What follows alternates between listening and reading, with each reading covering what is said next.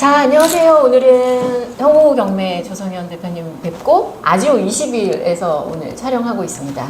안녕하세요. 한 분씩 들어오시면 저 인사 좀 부탁드리겠습니다. 네. 네, 이런 라이브 오랜만에 하시죠, 대표님? 그렇죠. 라이브 제가 경매 라이브 3, 4개월 된 것 같아요. 3, 4개월? 네. 아, 얼마 안 되셨네요. 근데 저는 어떻게 했냐면은 그냥 라이브죠. 저 혼자. 혼자? 저 혼자 해놓고. 얼마 정도 하세요?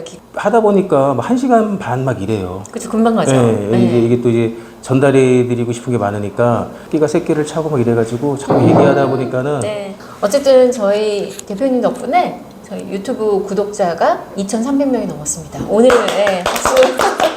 오늘 많이 는 거죠? 많이 엄청 많이 는 거래요, 저한테. 저는 몰라서. 잘 모르겠는데. 내가 200명 넘었다고, 200명 넘었어! 막 그랬거든. 그랬는데, 300명 넘었어. 이게 참 감흥이 다른 게요. 제가 카페가 24만 명이잖아요. 예. 처음에 100명 넘었을 때 그 감동은 나중에 뭐 1000명, 10,000명 늘었을 때의 감동보다 그때 100명 늘었을 때 더 행복했던 거 같아요. 제가 그거 알아요. 카페를 만들려고 만든 게 아니라 제가 하던 공부를 저장을 하려고 카페를 만든 거예요. 카페 이름이 뭐예요? 한번 잠깐. 그냥 형우 경매 치시면 돼요. 경매? 네, 네이버에. 네. 카페를 만든 거는 네. 되게 오래됐어요. 거기 카페 회원이 딱 3명인 거예요. 저, 와이프, 우리 집에. 그랬다가 지금 한 600명 되니까는 좀 신기하더라고요. 네, 신기하죠. 근데 거의 휴먼 상태예요. 거의. 어쨌든 한 명씩 구독자가 느는 게 저는 이제 솔직히 말씀드리면 제 구독자는 여자분들이 많은 줄 알았어요. 제가 이거는 착각이었던 게 다른 데도 보면 맘카페 유튜브를 같이 시작을 했었는데 거의 이제 저희 행사할 때 구독을 하시거나 이제 선물 하나씩 드리고 구독 좀 해달라고 막 그러는 거였고, 그리고 거의 다 보면은 이제 분따하고 관련된 지금 새로 오신 분들은 분따가 뭔지 모르겠지만 분따랑 관련된 좀 그런 영상이 대부분이었기 때문에 전 여자라고 생각했는데 여자하고 남자하고 비율이 한 어느 정도 될 것 같으세요? 7대 3. 7대 3? 여자 7, 남자 3. 여자 7, 남자 3? 네. 땡. 아우. 네. 제가 잘 못 찍어요. 대표님.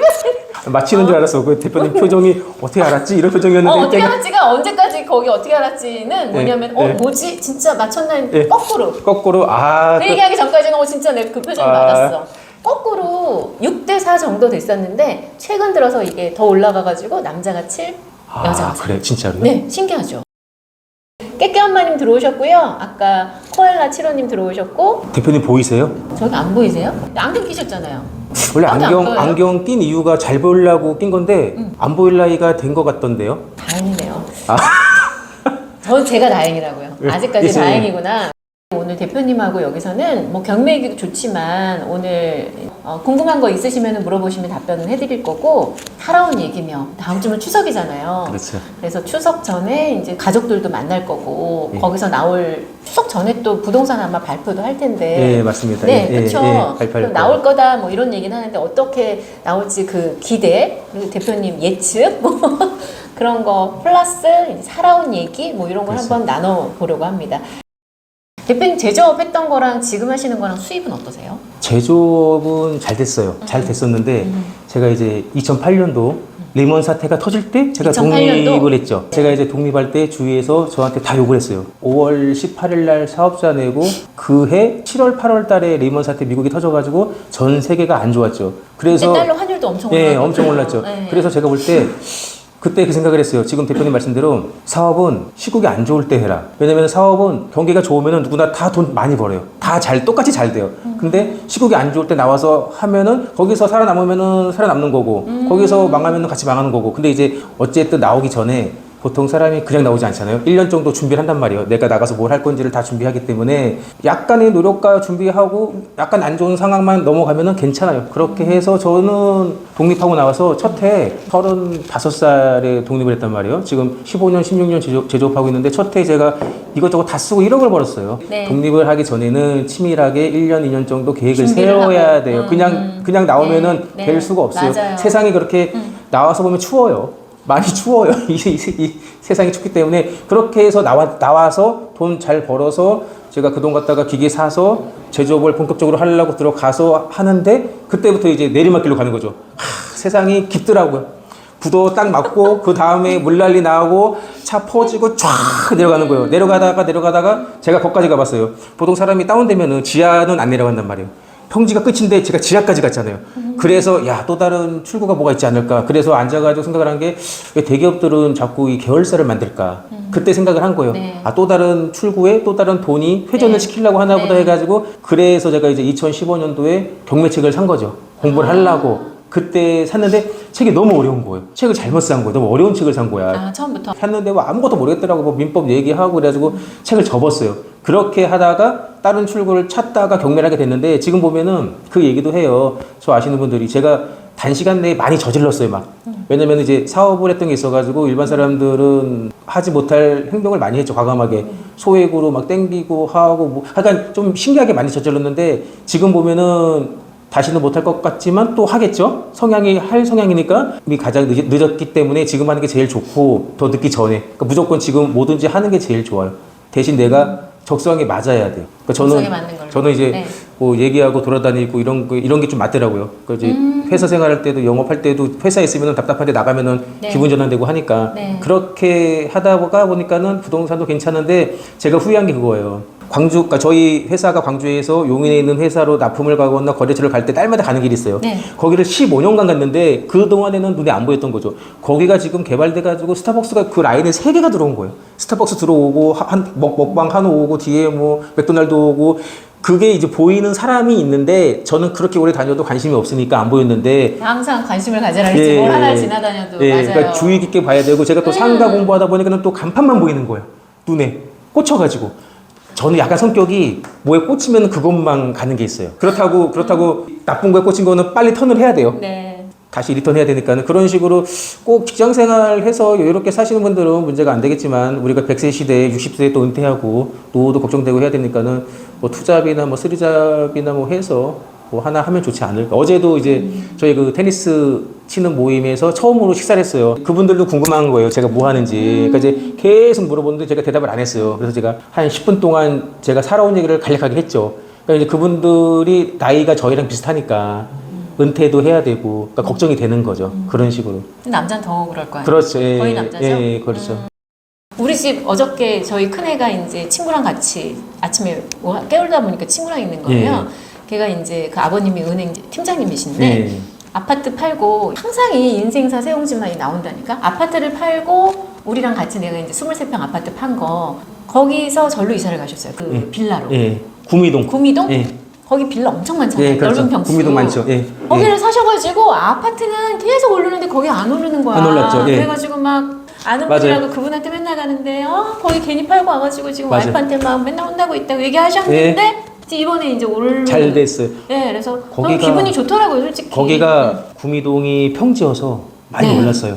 평지에다가 네. 거기가 나중에 정말 말씀하신 것처럼 지금 아파트가 올라가면 거기 막 15층 올라가고 20몇 층 올라가봐요. 그렇죠. 이분들 아파트보다 더 좋을 것 같은데? 훨씬 낫죠. 그쵸? 예, 용적률도 높고, 야, 예, 좋죠. 그러면은 오히려 이제 거꾸로 그분들이 이분들 아파트 그렇죠. 계셨던 것보다 그렇죠. 더 나올 수 그렇죠. 있는 거지. 예, 거기가 또 어떻게 아파트로 될지 되니까. 모릅니다, 예. 여러분. 네, 제가 아까 얘기했죠. 저 압구정 현대아파트 계약하려고 그러는데 집에서 긋고 말려가지고 계약 못하고 왔는데 여기 와가지고 23평 아파트 겨우 샀거든요. 그때 제가 꼭지에서 산 거예요, 거의 그 당시에는. 왜냐면은 2008년도에 제가 만들었다 그랬잖아요. 그렇죠. 예. 2008년도에 사고 간 거예요. 아, 아파트를. 2008년도에? 2007년도인가 8년도에 예, 예, 사고 예. 그때 내려갔다 다시 오를 때였어. 아. 그걸 사고 갔다 왔는데 애들이 너무 크니까 애들이 이제 크고 아들들이 둘이 있으니까 그 집이 너무 작은 거야. 그렇죠. 그래가지고 이사를 이제 가려고 하다 보니까 친구가 자기네 집 크다고 자랑한 집이 나왔더라고요. 아, 6억에. 예. 근데 우리 집이 이제 23평이 3억 2천에 샀단 말이에요, 예, 제가. 예, 예. 근데 전세가 2억 9천 3억이었어요. 아, 전세가. 예, 거의 그러니까 전세 빼가지고 여기 그렇죠. 하면은 대출을 그때 그렇죠. 반을 해줬어, 50%를. 예, 근데 그냥 돈 없이 산 거예요. 맞아요. 돈 없이 사고 대출 받은 거 이자만 갖고 있었는데 그게 양쪽이 다 오르다 보니까 그렇죠. 예. 저는 그 돈으로 여기 이사 오게 된 거거든요. 실행을 하시는 대표님만 가능한 거예요. 아, 실행 여기 또 나온다. 실행. 나오는 얘기 계속 나와. 실행. 왜냐면은 저 이제 아시는 분이 대표님 같이 이런 식으로 해가지고 갭 투자 그분은 여수까지 갔어요. 아, 여수. 여수에 5층짜리 아파트 재건축할 것까지 해가지고 아. 1, 2층까지 해가지고 계속 심으신 거예요. 자기가 돈을 벌어서 물론 지금 은퇴해가지고 부동산을 하고 계시는데 근데 그분이 동료 여직원들한테 또 아, 사라 그랬어요? 서울에 집 아파트 대출이 없다며 지금이나 규제가 심했지. 대출을 받아야 돼. 나도 대출을 몰라가지고. 대표님 때는 규제가 심하지 않아가지고 살 수가 있잖아요. 네네네. 집담보 해가지고. 네. 그렇게 산 분들은 돈 벌었고. 그래서 담보 풀릴 때 그때 대출을 네. 받고 사야 돼. 경기 지금처럼 안 좋을 때 저는 산 거예요. 맞아요. 예. 그리고 그 다음에 2012년도에 그거 12년도, 샀단 말이에요. 예. 그때부터 2012년도까지 집값이 안 올라갔어요. 맞아요. 12년부터 15년까지, 16년까지는 안 올라갔어. 예, 맞아요. 그러니까 저 완전 저점일 때 예. 6억에 사고 잘 사신 거지. 네, 완전 잘 산 거죠. 마지막으로 한 17년도까지도 괜찮고 저 아시는 분들이 17년도부터 올랐어요. 저 아시는 분들이 21년도 꼭지에 사신 분도 있어요. 아, 근데 그런 분들은 위로를 하지. 집은 그냥 내가 살려고 산 거야. 나는 뭐 투기 목적이 아니야. 위로를 하시죠. 그런 분들은. 제가 그때 저는 이제 여기서도 얘기했지만 부동산 대표님하고 좀 친하게 지내라 이런 말 하거든요. 그래갖고 저희랑 맞아요. 같이 조금 제휴 맺어서 진행을 했던 이제 돌고래 부동산 사장님을 아는데 제가 집은 뭐 몇 번 사고 팔지 않았지만 사무실을 계속 옮겨 다니다 보니까 그분들하고 계약을 하는데 옆에서 들리는 거야. 아유, 분당 전체 아파트가 다 1억씩 올랐잖아. 이 말을 하는 거야, 1년 동안. 그렇죠. 그래서 딱 느낌이 이제 우리는 촉이 오잖아. 네. 시작이구나. 그래가지고 저 근처에 있는 사람 모두한테 집 사라 그랬어요. 몇 분이나 사셨죠, 그러면은? 집 사라고 했을 아니, 뭐 때? 그 사람들은 나 때문에 샀다는 얘기는 안 하지. 사도. 네. 그렇죠. 사도 그렇죠. 뭐 여러 듣고 이제 샀다 그러지. 산 사람들은 나 때문에 샀다는 그렇죠. 얘기는 안 네. 하거든. 근데 보는 사람마다 다 얘기했으니까. 그래서 아까 대표님 말씀하신 거대로 압구정 현대아파트 네. 거기가 경매가 나오면은 사람들이 놀래요.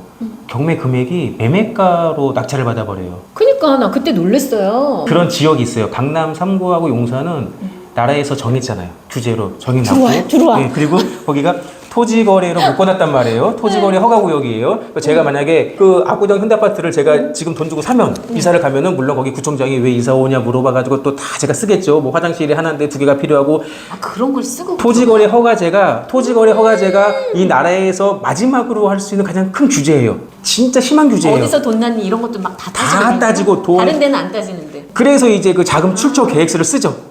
아버지한테 1,000만 원 꾸고 장인한테 1,000원 꾸고 다 해서 가는 거예요. 이런 식으로 해서 냈는데 거기에다가 왜 이사 오는지 다 또 써야 돼. 그래서 이게 토지거래 허가제가 마지막으로 제일 센 규제인데 압구정 같은 경우는 토지거래 허가제로 묶여 있는 상태에서 제가 신청을 해가지고 들어갔어요. 들어가면은 문제가 뭐냐면은 나 진짜로 들어가셨다는 줄 알았어. 얘를 못 들어가죠. 그러니까. 근데 이제 경매 아니 대표님이 압구정 얘기하니까 기억나서 경매가 압구정 같은 경우 입찰가, 낙찰가가 높은 이유가 뭐냐면은 토지거래 허가구역은 무조건 2년 동안 내가 실거주해야 돼요. 내가 그 집을 들어가는 조건이 푼다 그러지 않았어요? 아니 안 풀었어요. 토지거래 허가구역이 목동도 아직 안 풀었어요. 풀어달라고 하죠. 근데 안 풀었단 말이에요. 그러니까 토지거래 허가구역으로 묶인 지역은 2년간 실거주를 해야 돼요. 근데 경매는 거주를 안 해도 돼요. 오, 그런 게 있구나.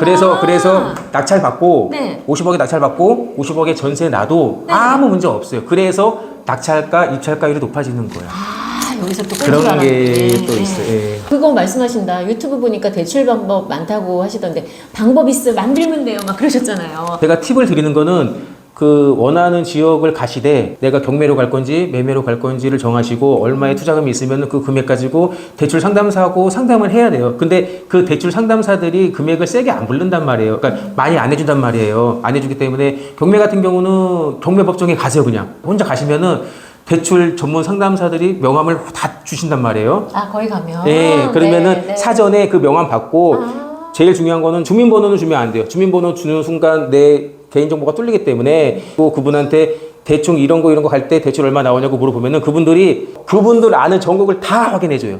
그래서 그분들이 어떻게까지 하냐면은 성남에 있는 아파트를 대출을 하기 위해서 여수에 있는 지점장을 땡겨올 수도 있어요. 그럼 그 사람들 수입은 뭐예요?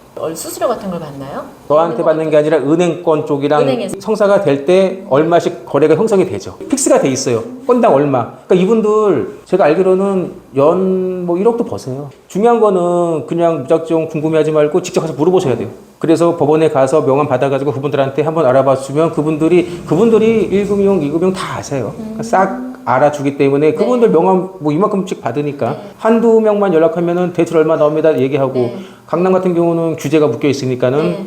아직까지 안 되지만은 네. 풀린데 분당 같은 경우도 뭐 옛날에는 15억 이상이 대출이 안 됐잖아요. 지금 다 돼요. 1금융권에 가가지고 경매 대출돼요 그러면 그 사람들 몰라요. 그런 말 자체를 모르기 네네. 때문에 일단 발품을 파셔야 돼요. 그러다 보면은 아 내가 몰랐던 게 생기고 그리고 대표님 말씀하신 거대로 뭐 하려고만 하면은 다 이루어지게 되더라고요. 관심 있고 열정이 있으면 그렇죠. 다 된다는 그렇죠. 거잖아요. 예. 네, 맞아요. 문제는 그런 분들 옆에는 도와주려는 또 기운이 있어요.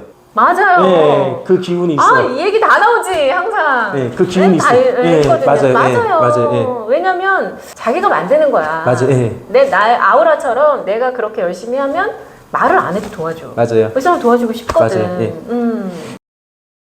비밀은 우리 둘이 비밀이라고 하고 주위가 다 아는 게 비밀이에요. 금매도 우리끼리 금매라 그러고 다 아는 게 금매예요. 진짜 금매는 아무도 모르고 주인 혼자 알아요. 김포에 갔을 때도 제가 그때 그 물건이 맞아요, 진짜. 32평인데 그 김포 신도시 쪽에 김포 IC 바로 나와서예요. 올 한 4월 달이란 말이에요. 매매가 형성된 게 4억 7, 8천이에요. 부동산을 김포에 제가 12시 반에 갔어요. 들어갔는데 12시 반에. 네, 들어갔는데 이제 점심시간 예, 지나고. 첫 부동산 아주머니가 싼 거예요, 분위기가. 경매, 이러고 별 대응이 없어요. 그래서 내가, 동네가 뭐 짰나, 단합을했나, 뭐 이상하더라고요. 담합했는지. 그러고 있다가 마지막으로 들어갔는데 문 앞에 서가지고, 경매 좀 보러 왔다니까는 그 아주머니가 얘기를 막 하면서 자꾸 저를 안 보내는 거예요. 지난주에, 저 가기 바로 전주에 그 부동산들이 모여서 회의를 했대요. 김포에 갑작스럽게 사람들이 많이 모인다. 여기가 활성화가 안 됐는데 알고 났더니 김포에 경매 물건이 많이 나온 거예요. 올 초에. 그러니까 저 같은 사람들이 하도 많이 오니까는 그 사장님들이 짜증이 나셔가지고 모여서 앞으로 이런 사람 오면은 받지 말자고 얘기를 하신 거예요. 자기들끼리. 근데 제가 그걸 모르고 그 다음 주에 가서 다 문전박대식을 당한 거예요. 모르고 알 수가 없지. 근데 이것도 왜냐면은 임장을 가야 하는 거예요. 그 시기가 지나면은 부동산이 만약에 낙찰되고 팔리면은 또 서로 오라고 하죠. 그래서 이 아주머니랑 얘기한 게 뭐냐면은 내가 32평 들어와서 낙찰받고 오겠다고 했단 말이에요. 제가 3억 7,500을 쓰기로 했어요. 쓸 금액을. 근데 중요한 게 뭐냐면은 그분이 저한테 얼마 쓸 거니 오픈을 해야 돼요. 왜? 제가 얼마 쓸 거라고 얘기를 하는 거는 그 아주머니 사장님이 저한테 물어봤잖아요. 얼마 쓸 거냐고. 그러니까 그분이 역으로 제 금액을 알고 저보다 높게 쓸 수도 있어요. 그런 경우 진짜 있어요. 부동산 사장님이 경매 물건 모르고 있다가 얘기 듣고 얼마 쓸 거예요? 3억 7,500이요? 이분이 3억 9천 쓰고 낙찰을 받고 자기가 팔 수가 있어요. 경우의 수가 있는데 그 분이 먼저 던졌으니까 그러니까 나는 그냥 다음에 딴 데 가면 되니까 부동산 그냥 믿는 차원에서 오픈해가지고 얼마 쓸 거라고 얘기를 딱 했어요. 100% 얘기하고 그분이 알았다고 하면서 얘기한 게 자기가 아무도 모르는 금리 하나가 있대요. 그게 4억 3천짜리가 있는 거예요. 그걸 사라 그랬어요? 그래서? 4억 3천의 금매가 있는데 나와 있는 시세가 지금 4억 8, 9천이란 말이에요. 근데 그 김포에 형성되어 있는 금매라고 아는 사람들이 4억 7천으로 하는 거예요. 1,000만 원, 1,000만 원 싼 거. 진짜 금매는 그분이 4억 3천을 가지고 있어. 그러니까 이런 거를 알아야 돼요. 진짜 금매는 모르는 거예요. 그 환경이 되게 어릴 때부터 경제관념 이런 거 그 얘기 정말 해주고 싶었는데 우리 집이 나는 그렇게 어렵진 않았지만 쌀가게 연탄가게 하면서 이제 그때 뭐였냐면요 저울이었어요. 이렇게 그냥 저울이 아니라 추우다는 저울. 알아요. 예. 근데 내가 정확히 기억하는 게 내 동생이 어릴 때 이사를 갔는데 얘는 1살이고 제가 3살 차이 나니까 4살 때 간 거예요. 그 다음에 이제 커서 우리 엄마가 아빠는 연탄 배달 가고 엄마는 애들 똥기저귀 빨러 저기 게을러 간단 말이에요. 기저귀 빨러 동생이 4명이나 되니까 그런데 나한테 맡기고 가요. 가게를 초등학교 때인데 우리 집이 나한테 용돈 안 줬단 말이에요. 엄마 아빠가. 그러면 쌀을 그때는 뭐였냐면 지금 이것처럼 5kg 이렇게 들어있는 게 아니라 이제 퍼서 파는 거니까 한 대박, 두 대박, 두 대박 그렇게 하죠. 다라이에 이렇게 산처럼 이렇게 싸놔요. 맞아요. 그러면 싹 팔고 그걸 몰래 이렇게 덮어놔. 짜투리. 티도 안 나잖아. 아니 티 안 나잖아. 이렇게 덮어놓고. 팔고 그리고 몰래? 내가 갖고 거야. 판 상태에서 다시 산처럼 쌓아놓고 티 안 나게. 모르잖아. 얼마 팔았는지. 그때부터 사업성이 뛰어난 거예요. 그게 아니라 용돈으로 안 주니까. 그래서 그렇게 했고 연탄은 이제 우리 아빠는 연탄 배달하면 50장이 제일 작아요. 한 2억 가로 끌고 가잖아. 그럼 50장 팔면은 아빠한테 내가 딜을 해. 내가 할 테니까 나한테 500원을 달라고 하나에 10원씩. 그럼 우리 아빠는 내가 그걸 하는 게 사람들이 보면서 어휴 기특하네 하는 게 기분이 좋은 거야. 기분이 좋아가지고 줄 테니까 하라고. 그러면 이제 집게가 있어요. 하나짜리로 해서 이제 50장 정도는 내가 배달을 하지. 힘들 텐데 그래도. 그런 거 했던 기억이 갑자기 나네요. 그래서 어릴 때부터 그런 환경이 되게 중요한 것 같아. 이게 제가 23살 때부터 사업했는데 그때도 월 2,000씩 벌었다 그랬잖아요. 대표님 근데 사업을 아기 때 그 쌀 이때부터 그때부터 그것도 누가 가르쳐 준 것도 그렇죠. 아닌데. 그때부터 이제 이게 그때부터 있었던 것 같아요. 이렇게 보면은. 제가 그래서 그리고 항상 뭔가를 이렇게 그때부터 생각을 했지. 뭐 이렇게 하면 어떻게 할까? 이거는 어떻게 할까? 뭐 이런 생각은 항상 했던 것 제가 같아요. 그래서 그 생각을 해봤어요. 왜 그 대기업이나 네. 중견기업이나 사업하는 집 사람들 아들들은 다 사업을 할까? 직장 생활한 집 애들은 직장 생활하고 이게 가는 게 틀리잖아요. 네. 그 생각을 해보니까는 우리가 학교 시간에 국영수 가르치지 돈 버는 법 안 가르쳐주잖아요. 그러니까 지금 대표님도 쌀 이렇게 해가지고 돈 번 거 애들한테 얘기하지 어디 가서 안 하잖아요. 그러니까 돈 버는 거는 자기 직계한테만 얘기를 한단 말이에요. 돈 버는 노하우가 분명히 있어요. 돈 벌어본 사람들은 자기가 벌어봤기 때문에 알아요, 방법을. 저는 이 방법이라기보다요. 네. 그런 열정? 열정. 그런 의지? 그런 태도? 이런 게 어릴 때 생기는 것 같아요. 돈 버는 방법을 알기는 어릴 때 너무 어렵고 모르지. 네. 지금 생각해보면 요새 젊은이들은 뭐 비트코인이니 아까 얘기했듯이 그런 거 관심 있고 해서 조금 관심 있는 거지 젊은 사람들은 아무리 얘기해도 이게 나이 들어서 아는 게 있어. 그쵸? 맞아요. 예. 정말 나이가 그 나이 돼야 터득하고 아는 그게 있어. 참 안타까워. 그걸 맞아요. 조금 미리만 알던지. 그러니까 저는 제 동생들한테는 좀 많이 얘기를 해요. 예. 근데 그 동생들 중에서도 듣는 애가 있고 안 듣는 애가 있어요. 창업하셨잖아요. 창업하셨다가 처음에는 1억 정도 벌었는데 나락으로 떨어진 그렇죠. 거. 예. 좀 그때 이제 두 가지가 길이 있는 거지. 그 회사에 잘 지내고 있었으면은 그분한테 새로운 이런 일을 내가 한번 해볼 테니 나한테 좀 영업적으로. 수당을 줘라. 내가 열심히 해볼 테니. 거긴 이미 기반이 닦여 있잖아요. 그렇죠. 예. 예, 제가 여기 분따가 있어서 이걸로 파생되는 다른 거를 일을 할 수 있듯이. 그렇죠.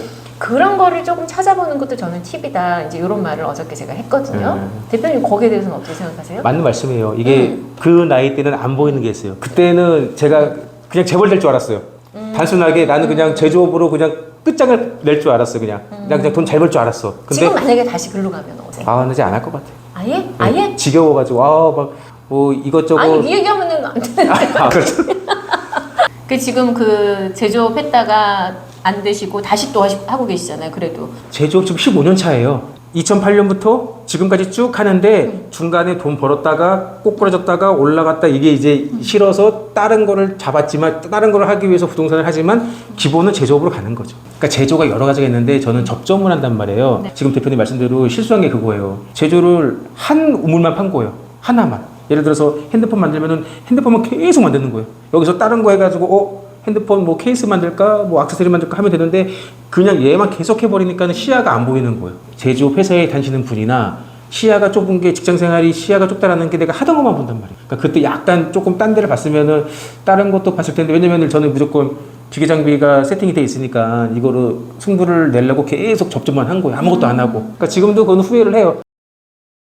내가 뭔가를 뭐 예를 들어서 뭐 저 같으면은 뭐 카페 등업을 내가 계속 한다든지 이거는 그냥 돈이 나가더라도 사람을 아르바이트를 쓰던지 예. 뭔가 이렇게 그렇게 해야 돼요. 내가 거기에 묶여 있으면 맞아요. 안 보여 다른 예, 게. 예, 예. 예. 그렇게 해서 아까 그 스타벅스를 놓친 것처럼 저도 이제 놓친 게 있기 때문에 조금 더 넓게 좀 보고 저는 맞아요. 아무리 이 유튜브를 계속하고 제가 생각했던 걸 얘기를 하더라도 이제 어느 정도 더 많은 여러분들과 공감을 하고 하려면 좀 책을 읽어야 되지 않을까 해서 뭐 주식도 있고 뭐 그런 게 있으니까 너무 제가 제조업 걸 여쭤봤던 거는 맞아. 거기 한 군데만 몰입하면 안 된다는 거죠. 전체를 봐야 된다는 거죠. 이제 그 얘기를 저는 하고 싶어서 여쭤봤던 거고. 맞아요. 근데 왜 그거 있잖아요. 시험 공부 열심히 준비하면 빨리 시험 내일 보고 싶잖아요. 아 그렇죠. 그게 그거 똑같아요. 내일 경매 법정 갈 날 잡히면은 기다리자. 그 집은 벌써 내 거야. 그걸 막 그러면, 그리고 예. 당구 막 열심히 치는 사람 보면은 막 천장이 당구대로 보이듯이. 저는 학교 있을 때 앞친구 네. 머리가 공으로 보이더라고요. 어쨌든 그것처럼 맞아요. 예. 나는 정말 평생 살면서 항상 자면서 빨리 내일이 왔으면 좋겠다고 생각해요. 진짜로 거의 매일을. 그래서 계속 그러는데 일반 사람들은 도대체 그런 생각을 어떻게 할 수 있을까? 근데 이럴 것 같아. 나는 놀 때도 무슨 생각이냐면 예를 들면 내일 나는 안방을 바꿀 거야. 네. 전 농도 내가 밑에다가 수건 깔아가지고 농 나 혼자 옮겼단 말이에요. 안방을 이렇게 바꿔야지. 그러면은 거기에 몰두해가지고 아 이건 이렇게 하고 이건 어떻게 하고 이건 어떻게 하고 이걸 버리고 이거는 뭐 어떻게 하고 이 생각을 계속 해. 그럼 빨리 내일이 와서 저걸 바꾸고 싶은 그렇죠. 생각이 들거든요. 근데 그것처럼 그냥 아무것도 안 하시는 분들도 뭔가 좀 집중하는 경험도 좀 해보시고 내일이 기다려지는 네. 근데 그 내일이 기다려지는 일이 계속 좀 반복되는 일이 있을 거예요. 근데 내가 지금 아무 관심이 없고 계획이 없는 분은 모르겠지만 내가 뭔가라도 지금 오늘 처음부터 이제 다시 또 마무리를 하자면 내가 뭔가 창업을 하거나 그렇죠. 네, 뭔가 도전을 해보고 싶으신 분이 아, 나 뭔가 할 거 없어. 내가 뭘 할 수 있을까? 이렇게 생각하지 마시고 그런 게 좀 반복이 될 때 그렇죠. 그게 내일일 수도 있거든요. 맞아요. 그렇죠. 그런 걸 한번 찾아보시면 어떨까?